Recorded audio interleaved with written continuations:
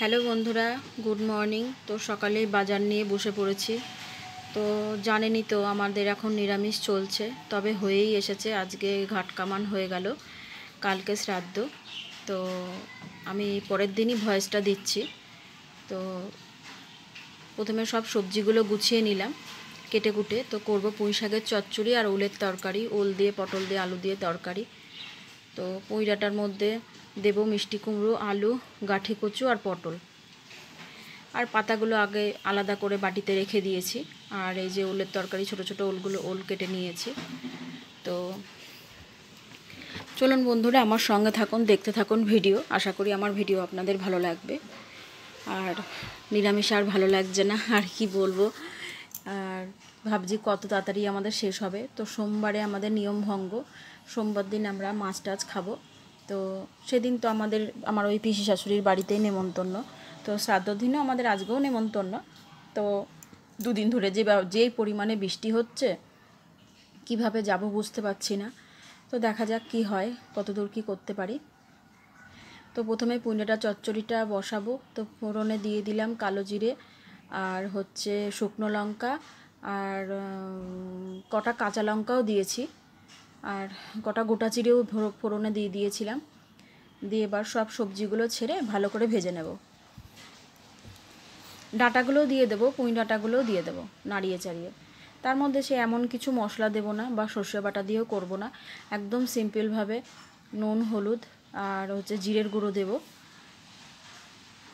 এইসব দিয়ে একটুখানি মাখা মাখা করে চচ্চড়িটা করব।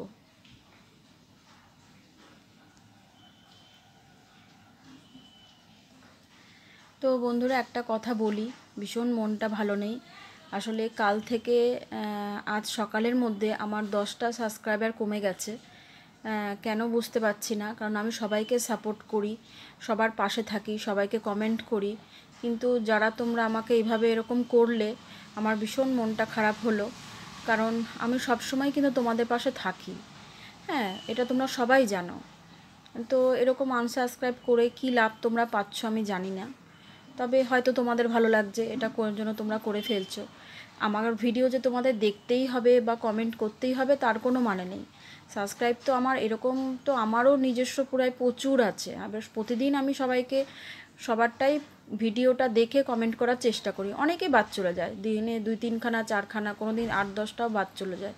তা বলে কি তাকে আমি আনসাবস্ক্রাইব করে দেবো, যে আমি দেখতে পাচ্ছি না বলে আমি করে দিলাম? এরকম করো না, তাহলে মনটা ভীষণ খারাপ হয়ে যায়। তো বন্ধুরা, মশলা দিয়ে কষিয়ে এবারে পাতাগুলোও দিয়ে দিয়েছি। এবার ভালো করে নাড়িয়ে চাড়িয়ে সামান্য একটু জল দিয়ে ঢেকে দেব। তো আজকে এইটাই মেনু, আর কিছু করার নেই। আর নিরামিষের দিনে আর কি রান্না করব, সবই তো একটু একটু করে প্রতিদিনই রান্না করছি বিভিন্ন রকম। আর বাচ্চা মানুষ আমার ছেলে, ভীষণ ওর অসুবিধা হচ্ছে খেতে। কিছু না হলেও ওকে একটা ডিম সেদ্ধ করে দিলেও ও ভাত খায়।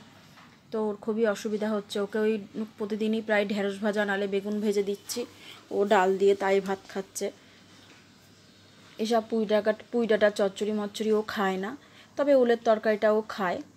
আজকের দিনে আমি ওকে ওলের তরকারি দিয়েই ভাতটা খাইয়েছি, যেহেতু পরে ভয়েস দিচ্ছি বলে আমি এখন বললাম আপনাদেরকে।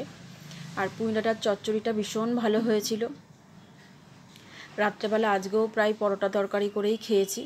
তো একই জিনিস, না লুচি করেছি, সরি, লুচি আর বেগুন ভাজা। তো সব কিছুই আপনাদের সাথে শেয়ার করব। আসলে রেগুলার পরোটা করতে করতে আজকেও মুখ দিয়ে পরোটাই বেরিয়ে গেছে। তো ওলের তরকারিটাও করে নিচ্ছি, কারণ এই কদিন ধরে তো টানা ওলের তরকারি আপনাদের সাথে শেয়ার করলাম। তো আজকে আর বেশি দেখালাম না, অল্পই দেখালাম। আমি ভিডিওটাও বেশি বড় করব না, কারণ এত বৃষ্টি কোনো ভিডিও শ্যুট করতেও পারিনি। আর শুধু রান্নাটুকুনি দেখালাম, আপনাদের সাথে শেয়ার করলাম। তো তরকারিটা প্রায় হয়েই এসেছে, নামিয়ে নেব গরম মশলা দিয়ে। তো আমার ঘিটা ফুরিয়ে গেছে, তো এই ঘি আর দিতে পারলাম না। তো সন্ধেবেলা আমার দিদিভাই আর কি একটুখানি চুরমুর মাখা নিয়ে এসেছিলো, নিরামিষ, শুধু মানে ফুচকা আর আলু দিয়ে আর সস দিয়ে মাখিয়ে দিয়েছিল। তাই আবার একটু বসে বসে আমি খেলাম, রঙ্গনকেও দিলাম, ওর ভালো লাগলো না। তারপরে ময়দা মেখে নিয়েছি, রাত্রেবেলা লুচি আর বেগুন ভাজবো। তো রঙ্গন ওটাই খাবে, ওরও ভালো লাগছে না খেতে, আর রঙ্গনের বাবা তো একদম ভাত খেতে পারছে না। তো যাই হোক, বেগুনগুলো কেটে নুন হলুদ মাখিয়ে রেখেছিলাম, এবারে ভেজে রঙ্গনকে খেতে দেব। তো আমার ভিডিও ভালো লাগলে অবশ্যই তোমরা একটা লাইক করে দিও। আর আমি ভিডিওটা বেশি বড় করব না। আর যারা আনসাবস্ক্রাইব করছো প্লিজ করো না, তাহলে মনটা একদমই খারাপ হয়ে যাচ্ছে। আমি কেন এরকম করছো তোমরা আমি বুঝতে পারছি না, যে কি করে হঠাৎ করে একটা রাতের মধ্যে 10 জন আমাকে আনসাবস্ক্রাইব করলো, এটা আমি বুঝে উঠতে পারছি না। এবারে রঙ্গনের বাবার আর আমার লুচিটা বেড়ে নিয়েছি, এবার আমরা খেয়ে নেব। তোমরা ভালো থেকো, শুভরাত্রি।